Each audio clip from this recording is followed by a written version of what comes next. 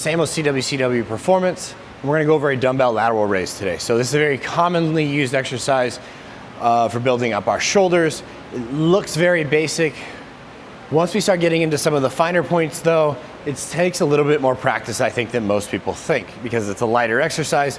That does not make this an easy exercise, but it's still a very good one, especially when we get it right. Shoulders tend to thank you for this one. So first and foremost, it looks like this. We stand up nice and tall, arms are nice and long, and I keep those arms long as I create this arc with the dumbbells with my hands.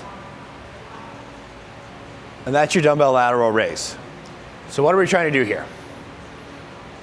Other than obviously build the shoulders, I like to cue people to reach out into the walls, not thinking about going up. When we go up, we have a tendency to wiggle out of position. We tend to bend the arms.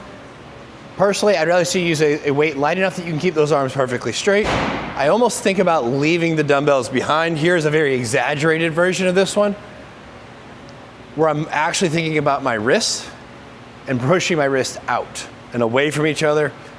The other piece of the puzzle is, for very few people are we gonna be directly out.